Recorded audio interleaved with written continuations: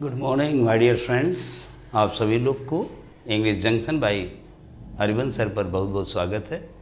और जो जो लोग हमारे नए व्यूवर्स हैं वे लोग इस चैनल को सब्सक्राइब कर लें, और जो हमारे पुराने व्यूवर्स हैं वे लोग वीडियो को लाइक और शेयर ज़रूर करें। और आप लोग की सेवा में जो चैनल है हमेशा तैयार रहता है और हर समय जो कुछ न कुछ नया देने की कोशिश करता है। जैसे कि आप लोग कोई कॉम्पिटिटिव एग्ज़ाम्स आए या किसी तरह के एग्ज़ाम्स अगर आप दे रहे हैं, चाहे एकेडमिक एग्ज़ाम दें, तो उसमें बहुत सारी आपकी मदद मिलेगी। अगर आप चाहते हैं कि एक एक चीज़ आप पढ़ें तो इसमें जुड़ें। और केवल जो है कि 5 मिनट में तैयारी करने वाली जो चैनल नहीं है, इसमें एक एक चीज़ धीरे धीरे होगा। Slow but steady wins the race. हम लोग धीरे धीरे ही चलेंगे लेकिन निश्चित रूप से सफल होंगे और अच्छे से करेंगे। तो मेरे प्यारे विद्यार्थियों, आज का जो टॉपिक है टाइम एंड टेंस पार्ट 3। इसमें पार्ट 2 मैंने पिछली वीडियो में पढ़ाया था।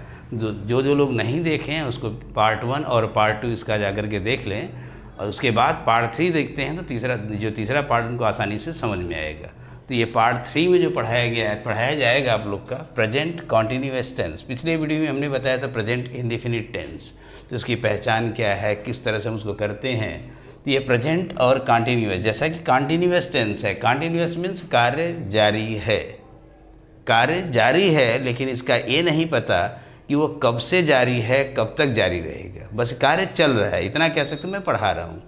अगर हम कहें कि मैं लिख रहा हूँ, मैं पढ़ा रहा हूँ, तो इसकी पहचान क्या? रहा है, रही है, रहे हैं। अगर इसमें रहा है, रही है, रहे हैं दिया है तो कॉन्टिन्यूअस है, हूँ दिया है। तो अगर इसमें कहें पढ़ा रहा हूँ, ये है प्रेजेंट कॉन्टिन्यूअस टेंस। और प्रेजेंट कॉन्टिन्यूअस की सबसे बड़ी पहचान आप लोग विद्यार्थियों ये जान लो, अपने दिमाग में इस ट्रिक को भर लो कि कोई भी कार्य जो स्टार्ट तो है, चल तो रहा है, लेकिन रुकेगा 100%।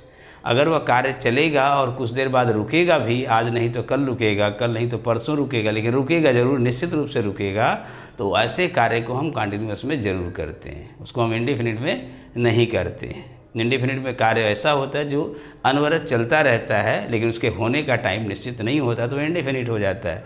लेकिन ये जो कॉन्टिन्यूअस टेंस है आपका, ये कॉन्टिन्यूअस आपका चल तो रहा है, लेकिन कब ख़त्म होगा ये नहीं मालूम, कब से शुरू हुआ ये भी नहीं मालूम। जब भी मैं पढ़ा रहा हूँ, कितनी देर तक पढ़ाऊँगा ये आप नहीं जानते हैं। मैं कब से पढ़ा रहा हूँ ये भी आप नहीं जानते हैं। तो जो कार्य कब से शुरू हो रहा है और कब तक ख़त्म हो रहा है, लेकिन इसकी जानकारी न हो, परंतु आपको ये पता हो कि कार्य भी चल रहा है। मैं खाना खा रहा हूँ तो आई एम ईटिंग, वह बोल रहा है तो ही इज स्पीकिंग, रानी पढ़ रही है तो रानी इज स्टडीइंग। तो इस तरह से देख रहे होंगे कि जहाँ ये दिया रहेगा रहा है, रही है, रहे हैं, रहा हूँ, तो आपको इसमें अफर्मेटिव सेंटेंस पहले अगर आपका आएगा तो अफर्मेटिव सेंटेंस में आप हमेशा सब्जेक्ट के साथ इज, एम, आर। प्रेजेंट का हेल्पिंग वर्ब है इज, एम, आर। और कॉन्टिन्यूअस का फॉर्म जो आपका है V1 में वर्ब का फर्स्ट फॉर्म में ING लगाते हैं। ये ING वाला फॉर्म जो होता है कॉन्टिन्यूअस वर्ब कहलाता है। जब ये कॉन्टिन्यूअस तो है, लेकिन यहाँ पे इज, एम, आर लग गया तो प्रेजेंट हो गया, इसीलिए इसको कहते हैं प्रेजेंट कॉन्टिन्यूअस। इसके बाद हमारा ऑब्जेक्ट आएगा, फिर उसके बाद कॉम्प्लीमेंट आता है। जैसे हम कहें कि I am writing a letter, इस समय मैं पत्र लिख रहा हूँ। I am writing a letter, मैं एक पत्र लिख रहा हूँ। तो देख रहे होंगे इज, एम, आर के साथ ING लगा है, तो ये क्या है? प्रेजेंट कॉन्टिन्यूअस टेंस है। और प्रेजेंट कॉन्टिन्यूअस में अफर्मेटिव सेंटेंस, इसमें नॉट वगैरह नहीं है। अगर यही चीज़ नेगेटिव अगर आ जाएगा तो नेगेटिव में आपको क्या करना है? सब्जेक्ट लिखना है, हेल्पिंग वर्ब आपका इज, एम, आर हो जाएगा, यहाँ पे नॉट लगाएंगे, उसके बाद V1 में ING जो कॉन्टिन्यूअस फॉर्म ऑफ वर्ब ए लगाएंगे, ऑब्जेक्ट प्लस कॉम्प्लीमेंट कर देंगे। जैसे बोलना हो कि दोज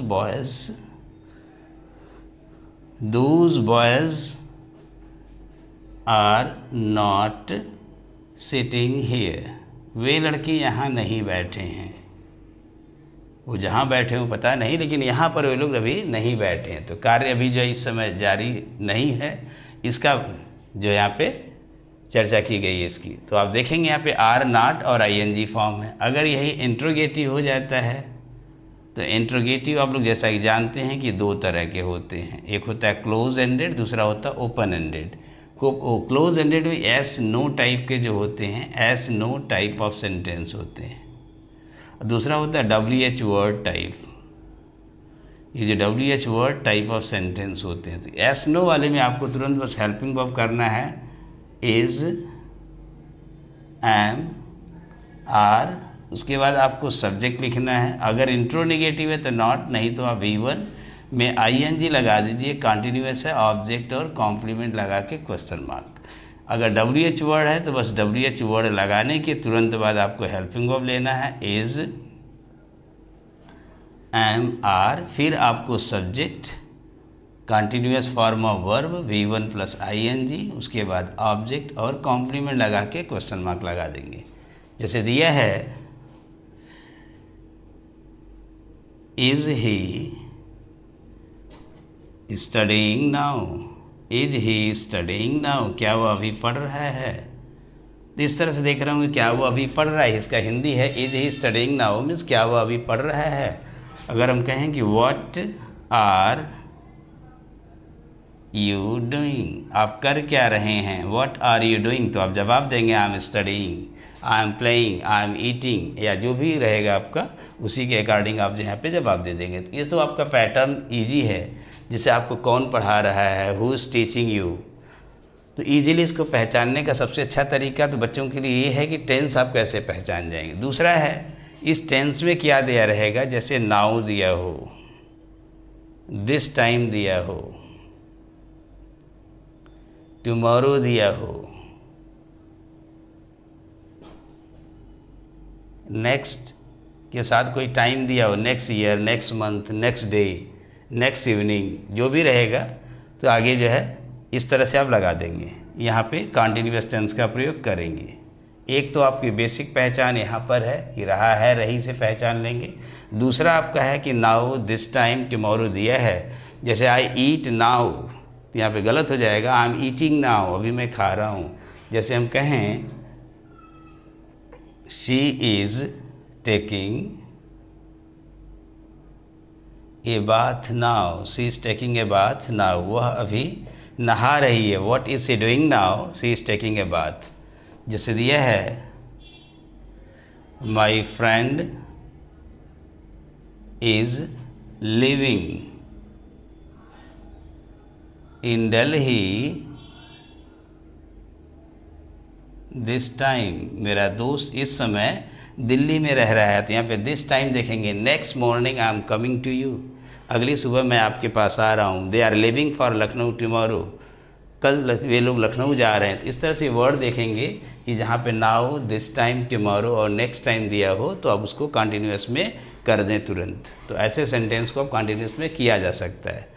लेकिन इसमें बहुत सारे ऐसे कन्फ्यूजन होते हैं जो कॉम्पिटिटिव एग्जाम्स में बच्चों को होते हैं कि हम कुछ कॉन्टिन्यूअस सेंटेंस में हिंदी में रहता है फिर भी उसको हम कॉन्टिन्यूअस में नहीं करते हैं। तो वो कौन से सेंटेंस होंगे, क्या होंगे, तो आइए चलते हैं उसको हम देखते हैं एक बार। तो सब लोग इसका स्क्रीनशॉट ले लीजिएगा या इसको जो है लिख लीजिएगा, नोट बना लीजिएगा आप लोग कॉन्टिन्यूअस टेंस का। तो सेकेंड चीज़ इसका जो इम्पोर्टेंट है एग्ज़ाम के लिए, कॉम्पिटिटिव एग्जाम्स में अगर आप देते हैं SSC, एयरफोर्स या कोई भी एग्ज़ाम अगर आप देते हैं तो उसमें देखेंगे कि कुछ चीज़ें हमें परेशान करती हैं, इरिटेट कर देती हैं। यहाँ पे कॉन्टिन्यूअस तो लग रहा है लेकिन है नहीं। तो हम देखेंगे जैसे अगर सेंटेंस कुछ वर्ब्स हैं, स्टेटिव वर्ब्स, ये जो स्टेटिव वर्ब अगर है, ऐसे वर्ब हैं जो स्टेटिव वर्ब है। स्टेटिव वर्ब का मतलब जिनका स्टेट एक जैसा होता है, जो बदलते नहीं हैं, कॉन्टिन्यूअस में नहीं होते हैं, तो ऐसे वर्ब को स्टेटिव वर्ब कहते हैं। The verb which is not used in continuous tense is called stative verb. ये कई तरह के होते हैं, जिसमें पहला अगर आप देखेंगे ये वर्ब्स ऑफ परसेप्शन है। वर्ब्स ऑफ परसेप्शंस जो होते हैं जिसको हम तुरंत जो है प्रत्यक्ष बोध कर लेते हैं, हमें तुरंत महसूस हो जाता है, तुरंत हम देख लेते हैं, हमें दिखाई पड़ जाता है, सुनाई पड़ जाता है, महसूस हो जाता है, तुरंत उसका स्वाद लग जाता है। ये वर्ब्स ऑफ सेंस आर्गन्स, इसको देखेंगे जो सेंस आर्गन्स वाले वर्ब होते हैं। सेंस आर्गन्स के जो वर्ब हमारे हैं, 5 सेंस आर्गन्स हैं, आई है, ईयर है, नोज़ है, टंग है और स्किन है। तो इनसे जो आई से सी होता है, ईयर से हियर होता है, स्मेल, नोज से स्मेल होता है, जो स्वतः हो टंग से टेस्ट होता है और स्किन से फील होता है। अगर ये क्रियाएं स्वतः हो रही हैं तो इनको आप कभी कंटिन्यूस में नहीं करेंगे, वरना आपका गलत हो जाएगा। जैसे दिया I am seeing a monkey, मुझे एक बंदर दिखाई दे रहा है, तो बंदर आपको दिखाई दे रहा है, देख नहीं रहे हैं आप देख नहीं रहे हैं, वो अपने आप आपको दिख रहा है, क्योंकि आँख है हमारे पास तो दिख जाएगा। तो आई एम सीइंग आपका यहाँ पे क्या हो जाएगा, ये गलत हो जाएगा। लिखेंगे आई सी है मंकी। हमने कहा do you hear the church bell, do you hear the church bell, क्या आपको चर्च की घंटी सुनाई दे रही है? Are you hearing the church bell अगर होगा तो ये आपका ये गलत हो जाएगा। इसलिए ध्यान रखिएगा, ये सब छोटी छोटी चीज़ों को गलती ना करें। जैसे smell, I think something is smelling, कुछ महक रहा है, नहीं, समथिंग स्मेल्स। मुझे गर्मी लग रही है तो क्या बोलेंगे, आई फील हॉट। क्या आपको ठंडी लग रही है तो आर यू फीलिंग कोल्ड, गलत है। उसको कैसे करेंगे, डू यू फील कोल्ड। तो जब स्किन से जो सारी हमारे सेंस आर्गन से क्रियाएं हों तो आप याद रखिए, इसको आप कंटिन्यूस ना करें। दूसरा आपका है कि वर्ब्स ऑफ फीलिंग्स, जो हमारे फीलिंग्स वाले वर्ब्स होते हैं, इमोशंस वाले वर्ब्स होते हैं, ऐसे वर्ब्स जो हमारे फीलिंग्स और इमोशंस को दिखाते हैं, वे कभी कंटिन्यूस में नहीं होते। जैसे हम कहें love, hate, like, dislike, want, wish, respect, ऐसे वर्ब्स हैं जो हमारे इमोशन, भावनाओं को दिखाते हैं। तो हमारे इमोशंस, हमारी फीलिंग्स वाले वर्ब कंटिन्यूस में नहीं होती। ये नहीं कहेंगे I am loving my mother, गलत है। I love my mother, I hate him, I am hating him, गलत हो जाएगा। आर यू लाइकिंग हिम, नहीं, गलत है। Do you like him, dislike, I am not disliking any one, ये नहीं बोलेंगे I am not disliking any one, गलत है। I do not dislike any one, मैं किसी को नापसंद नहीं करता हूँ। आई एम वॉन्टिंग दिस, गलत है। आई वॉन्ट अ पेन, कहेंगे आई वॉन्ट अ पेन। अगर आप कहना चाहें आई विश दिस बुक, मुझे किताब चाहिए, तो ये आई विश दिस बुक है, तो आप इसको भी कह सकते हैं।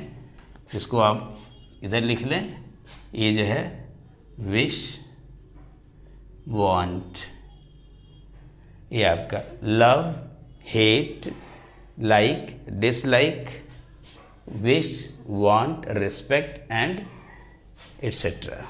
इस तरह से कुछ और हो सकते हैं। तो इन सब को हम जो है कंटिन्यूस में नहीं करते। जैसे हम कहें व्हाट आर यू विशिंग, आप क्या चाह रहे हैं, तो ये सेंटेंस गलत है। कहेंगे what do you wish, what do you wish, ये हो जाएगा आपका सही और ये हो जाएगा गलत। He is insulting any one, गलत है। He is respecting any one, गलत है। He respects every one, he respects every one, he does not respect any one. तो यहाँ पे रिस्पेक्ट को भी कंटिन्यूस में ना करें। हमने कहा are you loving your mother, तो कहेंगे नहीं, ये गलत है। आपने तुरंत कहेंगे, इसको कहेंगे कि do you love your mother, I love my mother, he loves his mother, she loves her sister. तो यहाँ पे कंटिन्यूस में इसको ना करें। और आपका थर्ड जो आपका है verbs of mental states, verbs of mental states, ये स्टेटिव वर्ब कहलाते हैं। तो ये जो हमारे मेंटल स्टेट्स वाले वर्ब हैं, इनको हम कंटिन्यूस में नहीं करते। जैसे हमने कहा नो, नोटिस, एग्री, डिसएग्री। इसी तरह से अगर आप कहें रिमेंबर, आई रिमेंबर यू, आप मुझे याद आ रहे हैं, कह सकते हैं। Understand, believe, trust, doubt, forgive, forget.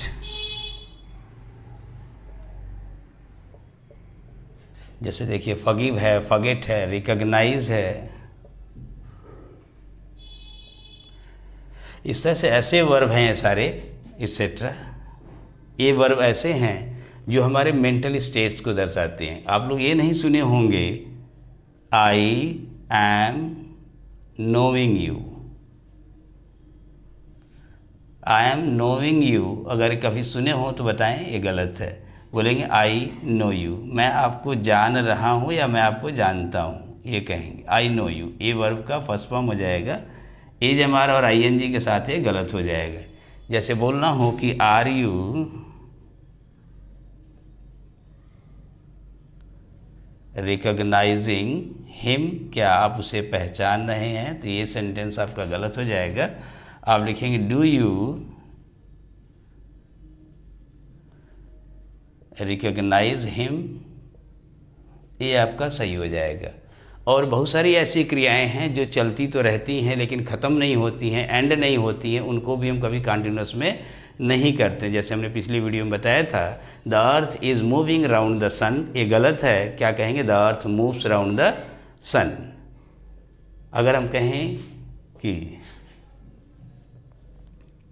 I am taking my breakfast, I am taking my breakfast daily. अब देख रहे हैं यहाँ पे शब्द डेली है, डेली के साथ कभी भी हम कंटिन्यूअस का प्रयोग नहीं करते हैं। नेक्स्ट पार्ट में देखेंगे तो इसको करेंगे I take my breakfast daily, I take my breakfast daily. मैं अपना जो ब्रेकफास्ट डेली करता हूँ, रोज़ करता हूँ, तो इसको आप कंटिन्यूअस में नहीं कर सकते। कुछ वर्ड्स के साथ हमने पिछली वीडियो में आपको बताया है कि जो ये सब वर्ड रहेंगे, कुछ ऐसे एडवर्ब हैं, इनके साथ हम कंटिन्यूअस का प्रयोग नहीं कर सकते। तो मेरे प्यारे बच्चों, इसी तरह से आप पढ़ते रहिए, मन लगा कर पढ़िए। अब सभी लोग एक एक पार्ट को अच्छे से नोट कर लीजिए। अगर आपको कहीं डाउट होता है तो आप लोग उसको कमेंट में ज़रूर डालें। वीडियो को लाइक और शेयर ज़रूर करें, इसको करना ना भूलें। और फटाफट चैनल को सब्सक्राइब कर लें।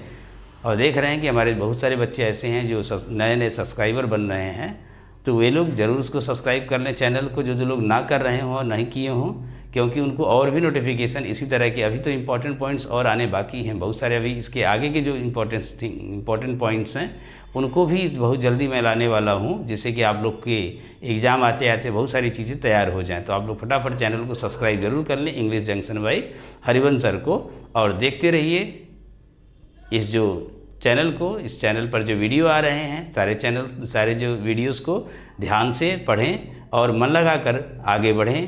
Thank you, all the best.